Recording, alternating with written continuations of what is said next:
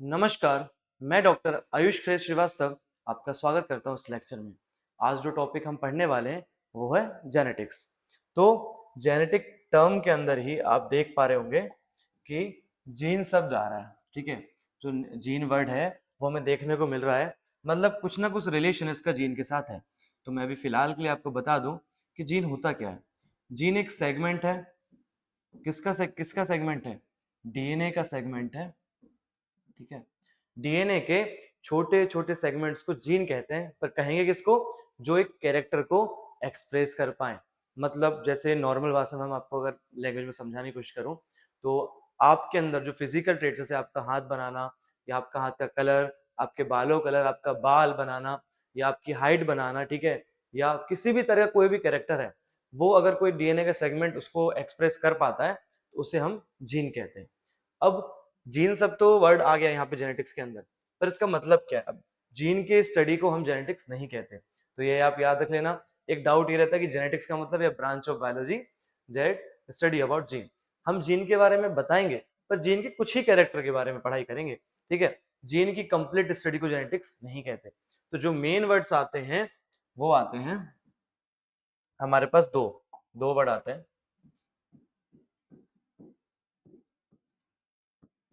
एक आता है हेरिडिटी एंड एक आता है वेरिएशन,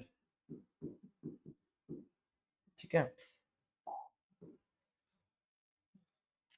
तो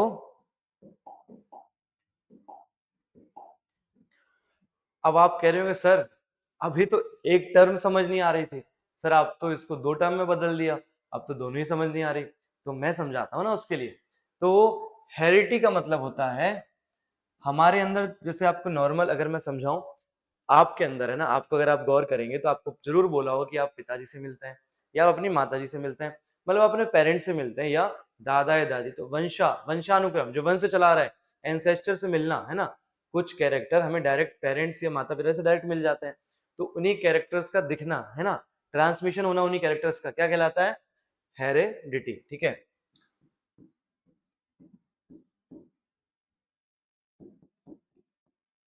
ट्रांसमिशन या इनहेरिटेंस है ना, ट्रांसमिशन ऑफ सेम कैरेक्टर।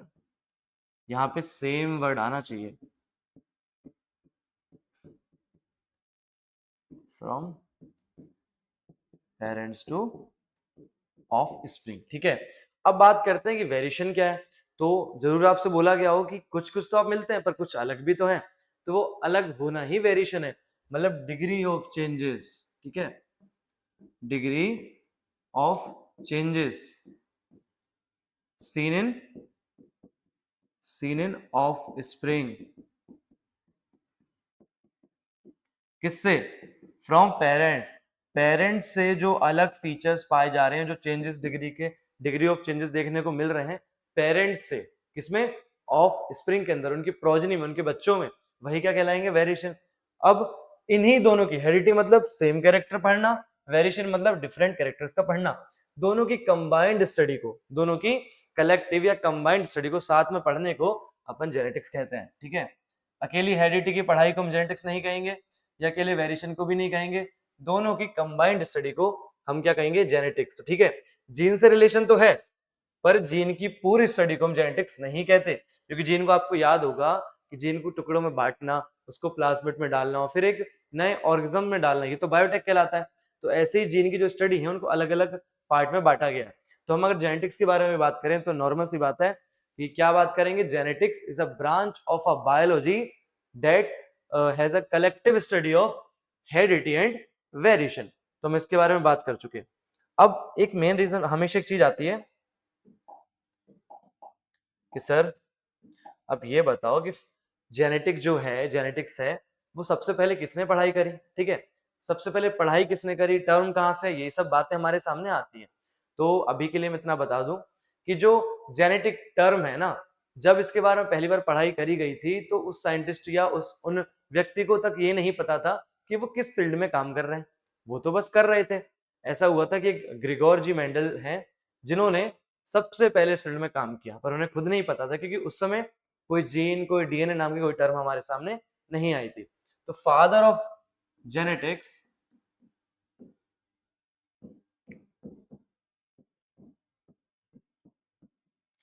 है ग्रिगोर जे मेंडल। पर मेन बात यह है कि सर अगर उस समय जेनेटिक टर्म नहीं आई थी तो फादर को क्यों कहा गया? ऐसा हुआ था कि इन्होंने अपने एक्सपेरिमेंट करे, अब एक्सपेरिमेंट भी हम बाद में पढ़ेंगे, पर अभी इनके फिलहाल के लिए उन्होंने एक्सपेरिमेंट करे थे पी प्लांट के ऊपर, पाइसम सटाइवम के ऊपर, गार्डन पी के ऊपर करे थे, ठीक है। तो इन्होंने एक्सपेरिमेंट कर लिया अपने, और इनको इतने फेमस उस समय नहीं हो पाए, कुछ रीजंस थे जिस वजह से ये उस समय में नहीं हो पाए फेमस। फिर इनकी डेथ हो गई। उसके बाद 1900 के अंदर 3 साइंटिस्ट आए, ठीक है। एक तो इनकी कंट्री के ही थे, 2 अलग कंट्री के थे, सब अलग अलग काम कर रहे थे, तो उन्होंने आकर मेंडल के काम को फेमस किया था। तो उसके बाद को जो बैटसन नाम के साइंटिस्ट थे, उन्होंने भी जेनेटिक्स के बारे में थोड़ी पढ़ाई करी, ठीक है। तब उन्होंने उसी फील्ड में, पर उस समय तक भी जेनेटिक टर्म नहीं आई थी, तो बैटसन ने पहली बार जेनेटिक टर्म दी थी। तब जाके पता लगा कि जिस मेंडल ने जिस फील्ड में काम किया था वो भी जेनेटिक्स के अंदर आता है, मतलब सबसे पहला काम किसने करा? मेंडल ने। इसलिए फादर ऑफ जेनेटिक्स के जनक यानी फादर ऑफ जेनेटिक्स किसके आ गया? ग्रिगोर्जी मेंडल को। पर टर्म किसने दी है इसको? टर्म गिवन या कॉइंड बाय, दोनों कह सकते हैं। किसे कहेंगे अपन? बैटसन को, है ना, बैटसन ने दी थी। इसलिए बैटसन को, ठीक है, फादर ऑफ जेनेटिक्स तो नहीं कहते, पर क्या कहते हैं? फादर ऑफ मॉडर्न जेनेटिक्स, क्योंकि मेंडल ने जो कार्य किए थे, काम किए थे, वो पुराने थे। तो फादर ऑफ मॉडर्न जेनेटिक्स कौन कहलाएंगे? बैटसन। अब आगे चलकर इन्होंने तो पी प्लांट पे किया, पर आगे जैसे जैसे बढ़े तो ड्रोसोफिला एक फ्रूट फ्लाई होती है, उस पर भी किसी ने एक्सपेरिमेंट किए थे, वो थे टीएच मॉर्गन, ठीक है। तो उनको कहा गया फादर ऑफ एक्सपेरिमेंटल जेनेटिक्स, तो वो थे अपने टीएच मॉर्गन। तो हमारे पास ये 4 जनक फादर आते हैं, मतलब 3 फादर आते हैं और एक टर्म आती है, तो इनमें कंफ्यूज नहीं होना है, ठीक है। मेंडल ने जिस समय पढ़ाई करी थी या जिस समय उन्होंने एक्सपेरिमेंट करे थे, उस समय जेनेटिक टर्म नहीं आई थी। इनको तो बाद में जब बैटसन ने जेनेटिक टर्म दे दी थी, तब इनको कहा गया कि भाई इन्होंने अच्छा काम किया, तो इनको फादर ऑफ जेनेटिक्स है वो कौन है? अपने मेंडल है, ठीक है। पर इन्होंने टर्म किसने दी? बैटसन ने, तो उनको कहा गया फादर ऑफ मॉडर्न जेनेटिक्स। और आगे चलकर टीएच मॉर्गन आए, जिन्होंने ड्रोसोफिला फ्रूट फ्लाई पे एक्सपेरिमेंट किए थे, तो इनको फादर ऑफ एक्सपेरिमेंटल जेनेटिक्स कहा गया।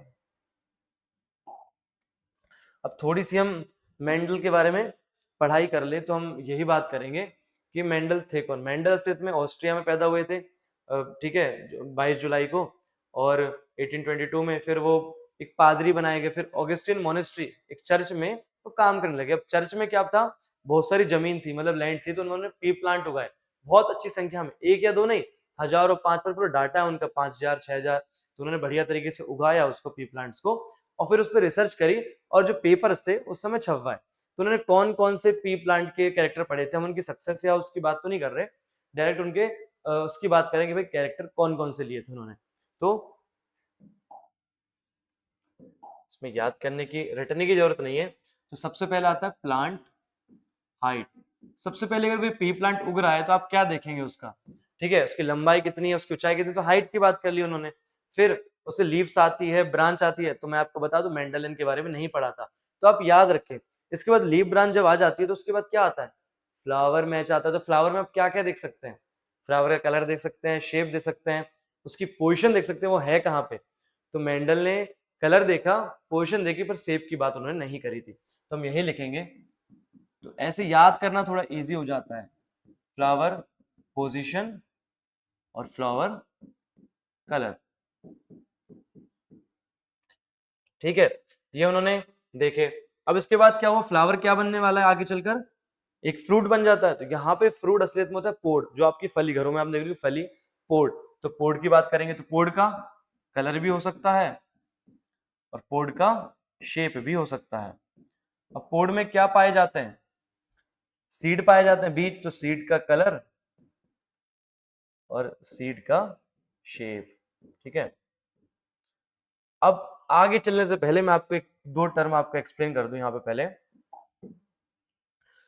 हमारे अंदर ऐसे पेयर में पाए जाते हैं क्रोमोसोम, ठीक है, ऐसे अपने में 30 होते हैं, बाकी में अलग अलग हो सकते हैं। तो अगर हाइट का जीन मेरे में पाए जा रहे हैं, तो अगर इस साइड में हाइट का जीन है, तो फिर इसी होमोलोगस क्रोमोसोम में हाइट का जीन पाया जाएगा। चाहे वो उसको नाम में अक्षर कोई भी दे दूं वो तो मेरी मर्जी है, पर वो पाया इसी साइड पे जाएगा, इसलिए इसको क्या कहते हैं, होमोलोगस क्रोमोसोम कहते हैं। ये एक पेयर ऑफ होमोलोगस क्रोमोसोम है, ये दो है, तो ऐसा हमारे 23 पेयर ऑफ होमोलोगस क्रोमोसोम पाए जाते हैं। अब अंतर क्या है कि जरूरी नहीं कि एलील सेम हो, ठीक है, हो सकता हो एक एलील मेरे को लंबा हाइट बनाने वाला हो, एक छोटा बनाने वाला हो, ये दोनों ही छोटे के हो, ये दोनों ही लंबे के हो, पर एलील देखो कभी कभार क्या होता है एक ही जीन के बहुत फॉर्म्स होते हैं। जीन हमने मान लिया हाइट का जीन है, पर एक लंबा हाइट बनाता है, एक छोटा बना रहा है, एक इंटरमीडिएट बनाने वाला है, तो 4-5 ऐसे उसके एलील है। पर अपने पास दो ही एलील हो सकते हैं, क्यों हो सकता है, क्योंकि अपने पास सिर्फ दो ही क्रोमोसोम होते हैं एक पेयर के अंदर, तो अपने पास दो एलील होते हैं, उसकी बेसिस पे अपना एक्सप्रेशन आता है। अब इसी की हम थोड़ी और आगे बात कर लें,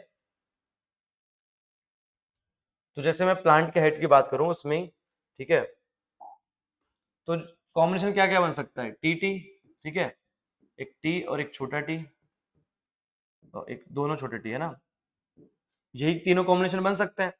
अब बड़ा टी यहां मानो कि ये टॉल बनाता है, ठीक है, प्लांट को क्या करेगा, एलील टॉल, और ये छोटा टी क्या बनाएगा, एस नहीं लेके, अपन एस भी ले सकते हैं, पर क्या करते हैं अपन डोमिनेंट का उल्टा ले लेते हैं ताकि अपन को याद रहे कि इसी का एलील अलग से जीन नहीं है, एक ही जीन के दो अलग अलग फॉर्म है, इसलिए हम क्या करते हैं इसको एस ना लेकर छोटा टी ले लेते हैं इसको,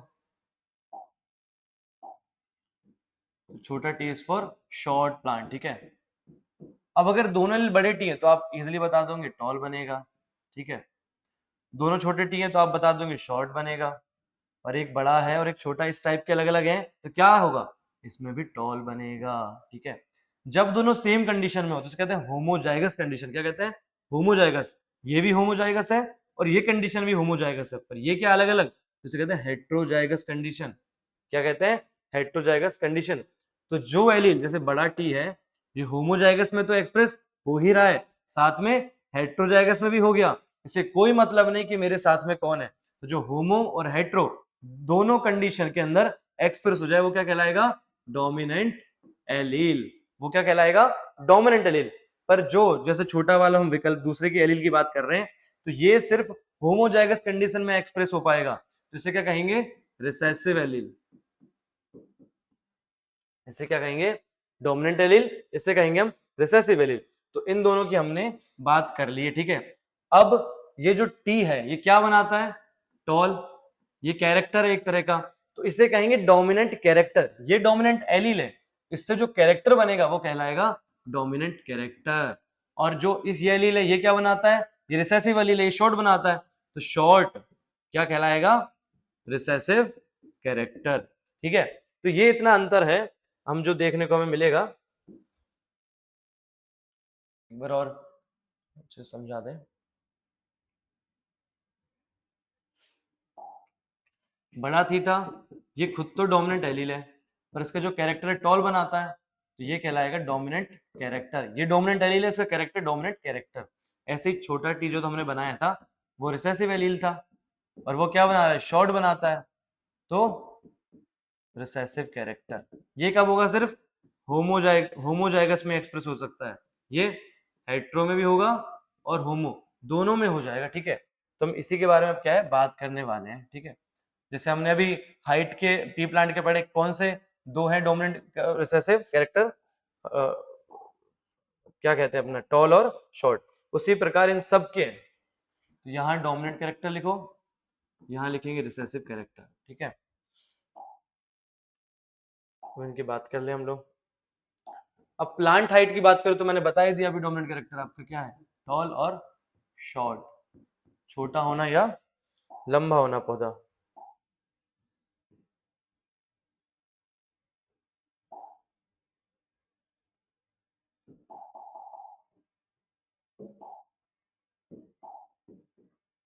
ठीक है, हम फ्लावर की पोजीशन करें, अब देखो कुछ प्लांट ऐसे उगते हैं और लास्ट में जाके एक फ्लावर आ जाता है, ठीक है, फिर पत्तियां इधर से आती हैं, ब्रांचेस यहां से आती हैं, इसे कहते हैं टर्मिनेट, ठीक है, क्या कहते हैं, टर्मिनेट पोजीशन।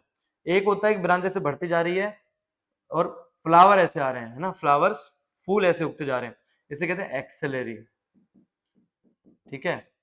तो जो डोमिनेंट कैरेक्टर है फ्लावर पोजीशन वो है एक्सेलरी, और जो रिसेसिव है वो है टर्मिनेट, ठीक है। फ्लावर कलर की बात करें हम लोग, तो फ्लावर कलर के अंदर हम अगर बात करें तो ये है वॉयलेट, ठीक है। और रिसेसिव होता है वाइट, सफेद। पॉड कलर की बात करें तो ये होता है ग्रीन, और रिसेसिव में येलो कलर के भी देखने को हमें मिलते हैं, वो रिसेसिव कैरेक्टर है। पॉड शेप की बात करें, अब क्या होता है, दो तरह के पॉड मिल सकते हैं, एक तो ऐसा पॉड मिलता है और एक ऐसा। तो ये होता है फुल, इसे कहते हैं फुल, फूला हुआ, इन्फ्लेटेड कहते हैं। इसे कहते हैं कॉन्स्ट्रक्टेड, संकुचित होना। तो ये है फुल या इन्फ्लेटेड, ठीक है। ये है डोमिनेंट कैरेक्टर। और रिसेसिव की बात करें हम लोग तो ये हो जाएगा कॉन्स्ट्रक्टेड, जो आपका डायग्राम बना हुआ है। अब हम बात करें सीड कलर की, तो देखो पोड कलर में डोमिनेंट कैरेक्टर ग्रीन था और रिसेसिव कैरेक्टर येलो, पर सीड कलर में उल्टा हो जाएगा, यहाँ पे हो जाएगा येलो और यहाँ पे आ जाएगा ग्रीन, ठीक है। सीड शेप की बात करें हम, तो सीड शेप दो तरह के होते हैं, एक होगा राउंड बिल्कुल इस तरह से, एक होगा वही देखो ऐसे रिंकल झुर्रीदार टाइप का। तो राउंड आ जाएगा डोमिनेंट में और रिंकल्ड आ जाएगा, ठीक है। तो ये जो मेंडल ने 7 कैरेक्टर पढ़े, उनके डोमिनेंट कैरेक्टर, उनके रिसेसिव कैरेक्टर मैंने आपके सामने लिखे। अब हम मेंडल ने जो मोनोहाइब्रिड क्रॉस किया था, मैं आपको बता दूं मेंडल ने क्या किया था, प्लांट के सारे कैरेक्टर को एक साथ ना पढ़ के उसने एक एक कैरेक्टर को पढ़ा, ठीक है। अगर वो प्लांट की हाइट पढ़ रहा है तो उन्होंने क्या किया, बाकी जितने भी कैरेक्टर सबको छोड़ दिए, उन्होंने उनको ध्यान ही नहीं दिया, और टोटल उन्होंने लाइफ में पढ़े 7 कैरेक्टर। अपनी जो उसका एक्सपेरिमेंट था उसमें 7 कैरेक्टर पढ़े, पहले इसको अकेला पढ़ा, फिर इसको अकेले, इसको अकेले, इसको अकेले, इसको अकेले, इसको अकेले और इसको अकेले। फिर क्या किया उन्होंने, फिर डाईहाइब्रिड पढ़ा, मतलब दोनों को साथ में, दोनों दो दो को दो कैरेक्टर लेके साथ में। तो यही उनकी अच्छी बात रही, अगर वो सारे एक साथ ध्यान देते तो शायद वो देख ही नहीं पाते कि क्या कैरेक्टर कैसे फ्लो हो रहे हैं। उन्होंने एक पे ध्यान दिया तो अच्छे से हो गया। तो हम एक मोनोहाइब्रिड क्रॉस कर रहे हैं, एक का प्लांट हाइट का कर लेंगे तो बाकी सबका सेम ही होने वाला है, ठीक है। तो हम देखते हैं, उससे पहले हम कुछ टेक्निक देख लें मेंडल की, जो बहुत इंपोर्टेंट होती है कि भाई उन्होंने कैसे सब किया।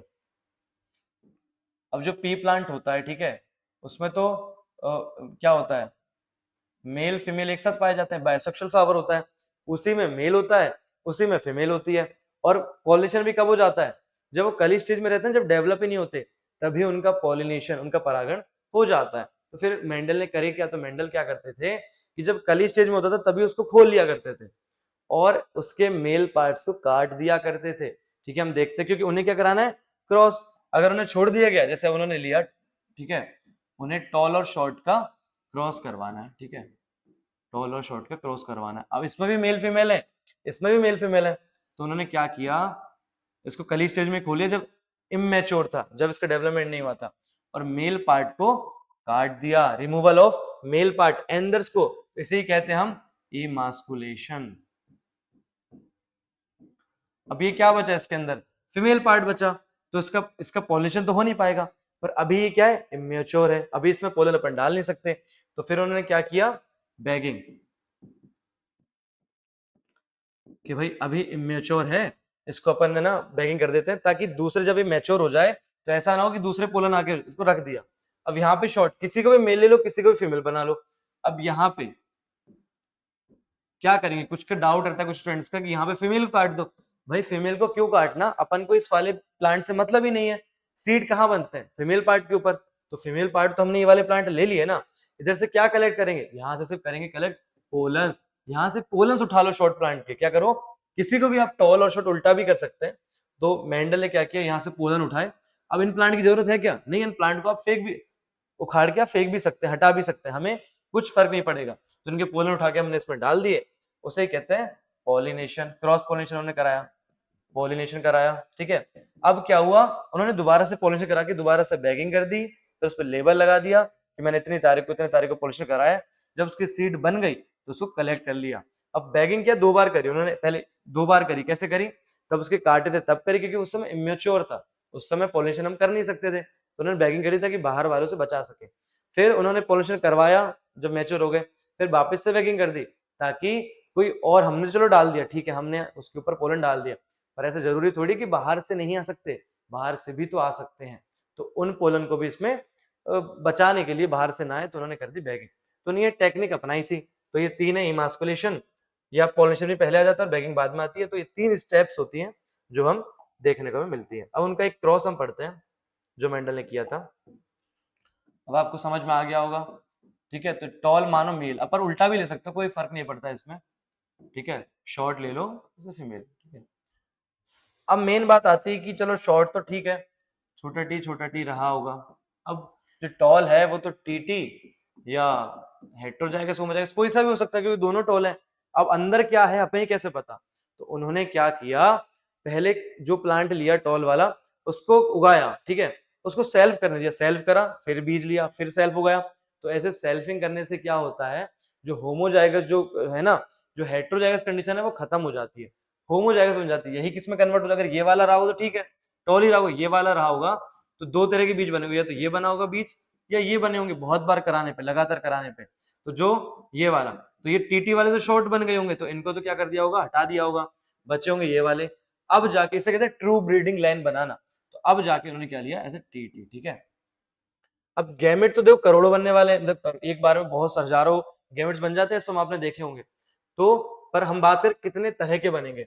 अब इसका मतलब क्या असलियत में, एक क्रोमोसोम ये क्रोमोसोम पेयर होता है, तो एक टी इधर है और एक टी इधर, इसका मतलब ये है। तो एक गैमेट में ये जाएगा, एक गैमेट में जाएगा, तो कितने तरह के गैमेट बनेंगे? दो तरह के नहीं, देखो एक ही तरह के बने, क्योंकि दोनों ही क्या है, सेम। तो एक ही तरह का हमारे पास गैमेट आएगा। और यहाँ पे भी एक ही तरह का आएगा। तो 1 × 1 1 ही होता है। तो एक पुनेट स्क्वायर बनाते हैं, एक तरफ हम मेल गैमेट लिखते हैं, एक तरफ फीमेल गैमेट लिखते हैं। ये होती है F1। जो पहली बीज बनने वाले हैं वो कैसे बनेंगे, उनका जाइगोट क्या होगा? तो दोनों का आपका हम बोलो T + T कितना हो जाएगा, बड़ा टी छोटा टी, ये कंडीशन आएगी। तो ये कैसे बनेंगे, टॉल की शॉर्ट, ये सारे टॉल बनेंगे, क्या बनेंगे, टॉल। जितने भी प्लांट देखने को मिलेंगे F1 में पहला जो बीज बनेगा इनका वो क्या बनेगा, टॉल। अब मेंडल को लगाओ कि भाई सब टॉल बन गए, शॉर्ट तो एक भी नहीं बना। और उसका कारण ये था, उसका रीजन था ये। अब इसमें कोई रेशियो पाया जा रहा है क्या? नहीं, F1 में कोई रेशियो नहीं, क्योंकि बनी एक तरह के रहे, फेनोटाइप और जेनोटाइप। अब फेनोटाइप क्या होता है, बाहर से फीचर्स, एक्सटर्नल फीचर, जैसे टॉल शॉर्ट होना क्या है, फेनोटाइप। और जीनोटाइप क्या है, जीन क्या है। जैसे हम ये वाला की बात करें तो ये है जेनोटाइप, ठीक है। यहां तक हो गया, F1 बन गया। अब उनकी अगली स्टेप क्या होती थी, अब वो देखते हैं। अब वो क्या करते थे, F1 को जैसे ये बना था तो इसी को इसी के साथ कराएंगे, तो यही मेल ले लिया अपन ने। अब सेल्स कराना है, अब उनकी वो बैगिंग, यही मास्कुलेशन, कोई टेक्निक हम नहीं अपनाएंगे, यही मेल ले लेंगे और यही फीमेल। अब बताइए इसे कितने गैमेट बनेंगे? अब इसका एक तरह गैमेट नहीं बनेगा, दो तरह गैमेट बनेंगे, एक में बड़ा टी और एक में छोटा टी जाएगा। इसके भी सेम दो तरह के। तो 2 × 2 4 होता है, तो आप 4 बॉक्स बना लो आप ऐसे पहले, ठीक है। ये बन गए, एक तरफ मेल, किसी भी तरफ मेल लिख सकते हैं और किसी भी तरफ फीमेल लिख सकते हैं, उससे कोई फर्क नहीं पड़ता। देखो ये दोनों कॉम्बिनेशन बना तो टी टी बन गया, इधर बना तो ये छोटा टी और यहाँ से बड़ा टी, तो बड़ा टी और छोटा टी। अगर बड़ा छोटा तो बड़ा पहले लिखिए, छोटा बाद में लिखिए, अच्छा लगता है थोड़ा पढ़ने में। फिर यहाँ पे बड़ा टी छोटा टी, यहाँ पे छोटा टी छोटा टी, तो ये दोनों आ गए। तो ये बताइए कैसा बनेगा, ये बनेगा इसमें जिसमें एक टी आ गया, जो डोमिनेंट आ गया, तो वो टॉल ही बनने वाला है। तो ये बन गया टॉल, ये भी टॉल, ये भी टॉल और ये भी नहीं, ये बनेगा शॉर्ट, ठीक है।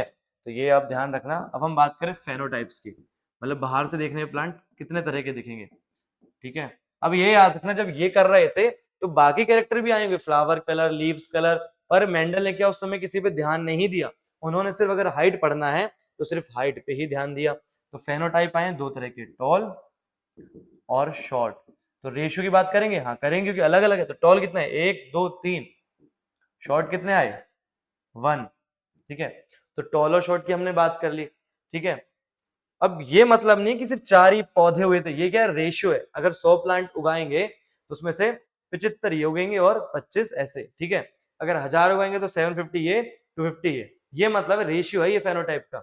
अब जेनोटाइप का रेशियो देख लें। जेनोटाइप मतलब कितने तरह के जेनोटाइप दिख रहे हैं आपको यहाँ पे, 4? नहीं, 4 तरह के नहीं दिख रहे होंगे आपको, दिख रहे होंगे 3 तरह के। देखो ये तो कॉमन है, तो लिखो टीटी, टीटी और छोटा टी छोटा टी। तो ये है 1, ये है 2 और ये है 1। तो हमारे पास ये देखने को यहाँ पे मिल गया है, ठीक है। तो ये दो रेशियो, जो फेनोटाइप और जेनोटाइप, ये ऐसा नहीं कि 4 ही प्लांट बोए थे ना, ये याद रखना, ये क्या रेशियोस है, ठीक है। तो इसे मेंडेलियन रेशियो भी कहते हैं, क्योंकि मेंडल का आया था, ठीक है। तो ये फेनोटाइप का रेशियो हो गया, जेनोटाइप, और यहाँ पे ऐसे ये मोनोहाइब्रिड क्रॉस है, जो हमने एक कैरेक्टर के लिए पढ़ ली, सातों के लिए, बाकी 6 के लिए भी सेम तरीके से होती है। उसके बाद फिर हम डायहाइब्रिड पे आते हैं, तो हम बाद में पढ़ेंगे, ठीक है। Thank you.